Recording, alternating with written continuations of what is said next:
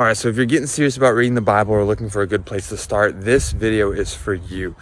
I know how overwhelming the Bible can be, all right? You've got 66 different books written over a couple thousand years, and you got a lot of details that can be really confusing without any context. So if I was gonna start over from scratch, knowing what I know now, this is exactly how I would do it.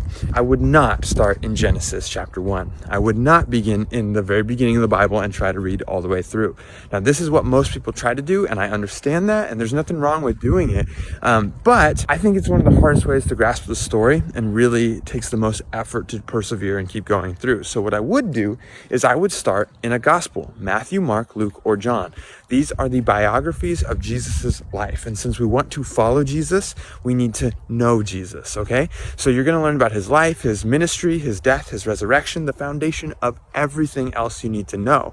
And once you know who Jesus is and you understand his mission, you can move on to the epistles. The epistles are the letters to the early churches, and they are going to teach you how to put on the new life and how to be transformed. It's the clearest picture of how that's gonna happen in your life, and it's super helpful for you.